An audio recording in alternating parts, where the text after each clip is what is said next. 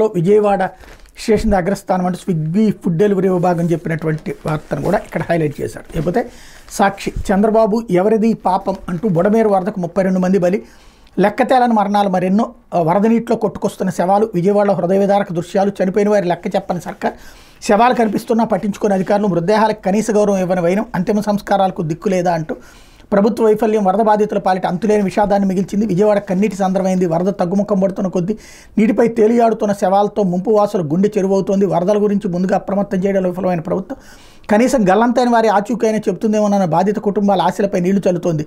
బాధితుల ఆర్తనాదాలు అరణ్య రోదనగానే మిగిలిపోతున్నాయి. 3 రోజులుగా గల్లంతైన వారి శవాలుగా మరి నీటిలో కొట్టుకుపోతూ కనిపిస్తున్న దృశ్యాలు అత్యంత హృదయ విదారకంగా మారే. మృతదేహాలు అలా కళ్ళెదుటే వెళ్ళిపోతున్న చంద్రబాబు సారథ్యంలోని ప్రభుత్వ యంత్రాంగం చేష్టలుడి చూస్తోంది. మృతదేహాలకు గౌరవంగా అంత్యక్రియలు నిర్వహించడం కనీస భారతీయ సంప్రదాయం అనే విషయాన్ని విస్మరిస్తోంది. ఇప్పటిదాకా 32 మృతదేహాలు వెలుగు చూసే 3 రోజులుగా ప్రజల మధ్య ఉన్నప్పటికీ వాస్తవాలు దాచిపెట్టడం చంద్రబాబు దుర్మార్గానికి పరాకాష్ట అంటూ తోపుడు బండిపై మృతదేహాన్ని నెట్టుకెళ్తున్నటువంటిది. మరోవైపు ప్రభుత్వ ఆసుపత్రి మార్చిలో ఉంచిన వరద బాధితుల మృతదేహాల విజువల్స్ని హైలైట్ చేశారు.